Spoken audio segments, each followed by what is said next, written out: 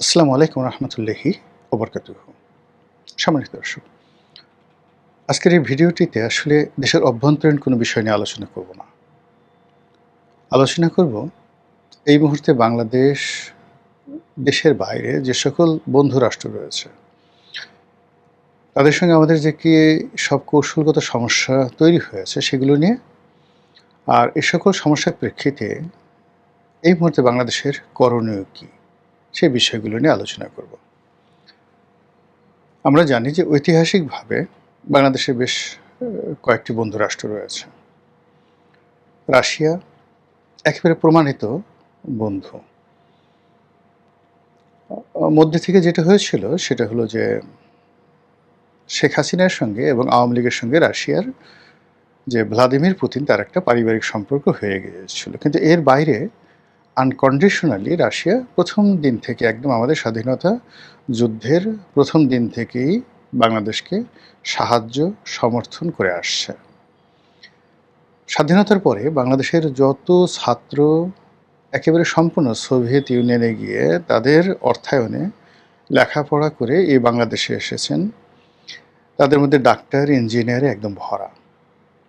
আমাদের বাংলাদেশের অনেক ছেলে মেয়ে পার্মানেন্টলি সোভিয়েত ইউনিয়নের বিভিন্ন দেশে রয়ে গেছেন ওই জমানাতে, ৮০-র দশকে যখন তারা গণহারে স্কলারশিপ দিচ্ছিল।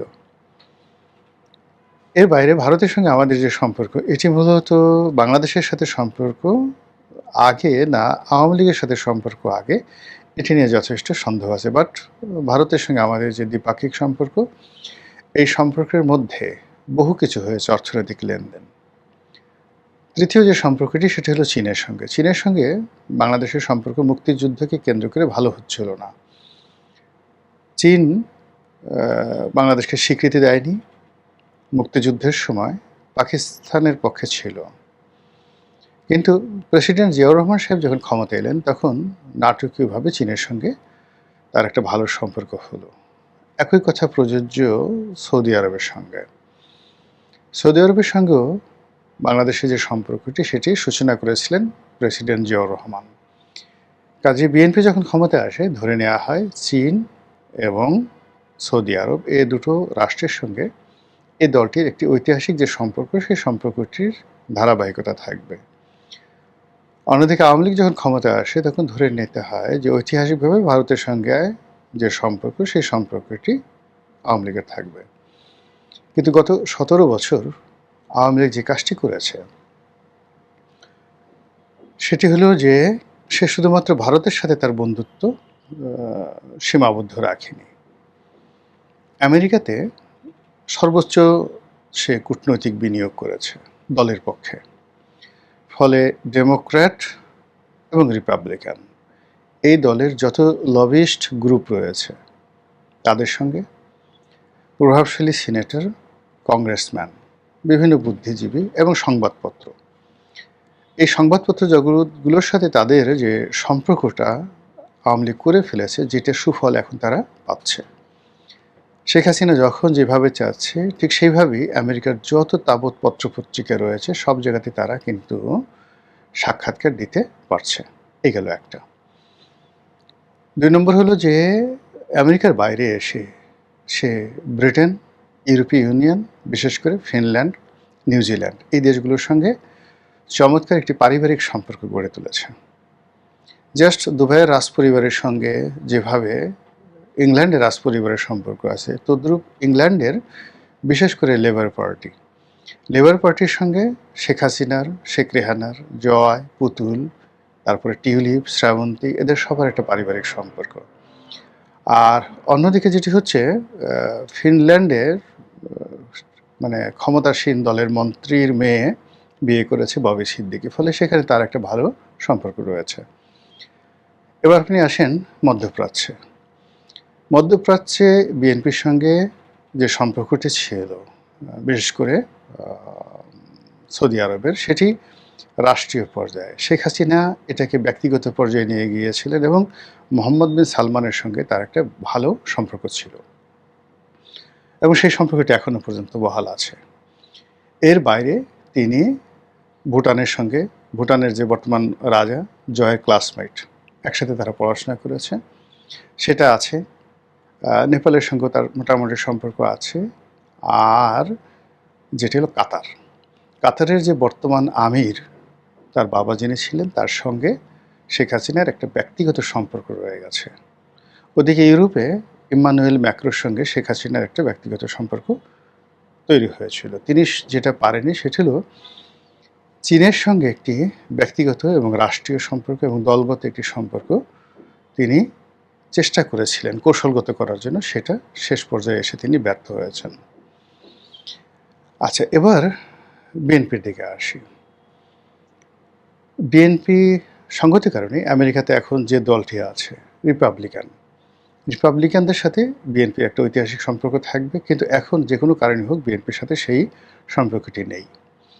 সৌদি আরবের সঙ্গে যে সম্পর্ক, সেই সম্পর্কের ভিত্তিতে বেগম জিয়া, তারপরে তারেক জিয়া নিয়মিত রাজকীয় মেহমান রূপে সেখানে যেতেন। কিন্তু 2006 সনের পরে এই সম্পর্কটাতে যে কী হলো বা কী হয়েছে আমরা বলতে পারি না, কিন্তু সৌদি আরবের সঙ্গে রাষ্ট্রীয় পর্যায়ে বিএনপি সেই সম্পর্কটা নেই। এইবার বিএনপি যে ক্ষমতায় এলো, এই ক্ষমতা আসার পেছনে মূলত এখন পর্যন্ত ডক্টর মোহাম্মদ ইউনূস যেভাবে ক্ষমতায় এসেছিলেন ঠিক সেই চ্যানেলটি কাজ করেছে। তার প্রেক্ষিতে ধরে নেওয়া হয় যে আমেরিকা এবং আমেরিকার হাত ধরে দিল্লি মূলত এই সরকারের পেছনে তাদের সমস্ত লজিস্টিক সাপোর্ট দিয়েছে বা দেওয়ার কথা ছিল। কিন্তু আপনি যদি আজকের এই দিনের বাস্তবতা দেখেন, সেটি হলো আমেরিকা ঠিক আগের মতো এই সরকারকে পাত্তা দিতে চাচ্ছে না। যে সমস্ত লোক আমেরিকার এজেন্ট হয়ে, দালাল হয়ে বাংলাদেশে কাজ করেছে এবং ইউনূস সরকারের সঙ্গে তাদের খুব ভালো সম্পর্ক ছিল, মার্কিন ডিপ স্টেটের যে সকল এজেন্ট, তাদেরকে সম্ভবত এই সেট চেঞ্জ করা হয়েছে। সেখানে আপনি মানে যারাই ডক্টর মোহাম্মদ ইউনূসের কাছে আমেরিকান লোক হিসেবে পরিচিত ছিলেন তারা, অথবা শেখ হাসিনার জমানাতে মার্কিন ডিপ স্টেটের যে সকল এজেন্ট, বিশেষ করে সাংবাদিকদের মধ্যে যারা ছিল, তাদের জন্য আমেরিকার সকল দরজা বন্ধ। এখন কোনো মতে ভিসা আছে, আর কদিন পরে সেই ভিসাগুলোও হয়তো থাকবে না। তাহলে আমেরিকা দুটো সেট চেঞ্জ করেছে। প্রথম সেট হলো শেখ হাসিনার জমানাতে একটা সেট কাজ করেছিল তাদেরকে, আর দ্বিতীয় যে সেট সেটি হলো ইউনূসের জমানাতে যারা কাজ করেছে। এখন তৃতীয় যে সেটটি আছে সেই সেটটিকে বিভিন্নভাবে নানা রকম অ্যাসাইনমেন্ট দিয়ে আমেরিকা তাদেরকে ফরওয়ার্ড করার চেষ্টা করছে। এটা কি করতে পারবে বা না পারবে সেটা বড় ব্যাপার নয়। কাজেই ডক্টর মোহাম্মদ ইউনূস সরকারের যে ধারাবাহিকতা ছিল পররাষ্ট্র নীতির ক্ষেত্রে, আমেরিকা এবং ভারত এটা বুমেরাং হয়ে গেছে। আর আমেরিকার সঙ্গে ব্যক্তিগত সম্পর্ক তো প্রশ্নই আসে না। অন্যদিকে ভারতের পক্ষ থেকে যে গ্রিন সিগন্যাল ছিল, যেভাবে জয়শঙ্কর বাংলাদেশে এসেছিলেন, যেভাবে তারেক রহমান সাহেবকে সপরিবারে দাওয়াত দিয়েছিলেন, এই পুরো জিনিসগুলো এখন আর কাজ করছে না। অন্যদিকে চীনের সাথে যে সম্পর্ক হওয়ার কথা ছিল, সেখানে মার্কিন যুক্তরাষ্ট্রের সাথে যে চুক্তি, সেই চুক্তিটা যতক্ষণ পর্যন্ত বাংলাদেশ বাতিল করতে না পারছে ততক্ষণ পর্যন্ত চীনের সঙ্গে আসলে কৌশলগত সম্পর্ক হবে না। চীন এখানে অস্ত্র বিক্রি করতে পারবে না, চীন এখানে তাদের সেমিকন্ডাক্টর বিক্রি করতে পারবে না, চীন এখানে তার যে কৌশলগত অন্য যে সকল বিষয় রয়েছে সেই বিষয়গুলো তারা বাংলাদেশে করতে পারবে না, মার্কিন এই নিষেধাজ্ঞার কারণে এবং মার্কিন যুক্তরাষ্ট্রের সঙ্গে এই চুক্তির কারণে। কাজে অ্যাজ লং অ্যাজ মার্কিন যুক্তরাষ্ট্রের সঙ্গে সরকারের যতদিন এই সম্পর্কটি আছে বা চুক্তিটি আছে, ততদিন পর্যন্ত আপনি যতবার বেইজিংয়ে যান এটি হবে আনাকুম জানাকুম। অথবা বেইজিংয়ে যদি প্রধানমন্ত্রীও বাংলাদেশে আসেন সেটাতেও কোনো উপকার হবে না যতক্ষণ পর্যন্ত এই মার্কিন যুক্তরাষ্ট্রের সঙ্গে চুক্তিটি রয়েছে। এটা চীন এবং বাংলাদেশ সম্পর্কের ক্ষেত্রে একটা, যাকে বলা হয় কি বলবো, একটা ক্যান্সার বা একটা মানে গলার কাটা হয়ে আছে। তো কাজেই এই মুহূর্তে বাংলাদেশে আসলে বন্ধু দরকার। এখন সেই বন্ধু কি রাশিয়া? এ কারণে খলিলুর রহমান কি রাশিয়াতে গেলেন? আমরা এখনো পর্যন্ত বলতে পারি না যে তার যাওয়ার আসলে উদ্দেশ্যটা কি। এখানে রাশিয়ার একটা বড় প্রকল্প চলছে, সে প্রকল্পের লেনাদেনা নিয়ে অর্থাৎ বিশাল অঙ্কের টাকা মানে রাশিয়া এখানে ইনভেস্ট করেছে, সেটার একটা নেগোসিয়েশনের বিষয় আছে। দ্বিতীয়ত হলো এই প্রকল্পটি কি বাড়ানো হবে, কিভাবে এটিকে অপারেট করা হবে, এই প্রকল্পের ভবিষ্যৎ কী, এবং এই প্রকল্প সংক্রান্ত যে সকল নিরাপত্তার বিষয় রয়েছে যেগুলো রাশিয়ান আর্মি বা রাশিয়ান সরকার এটা নিয়ন্ত্রণ করে। বিকজ এখানে রাশিয়ার প্রযুক্তি আছে, এটা যাকে বলা হয় রাশিয়ার প্রযুক্তির পাশাপাশি রাশিয়ার ইউরেনিয়াম আছে।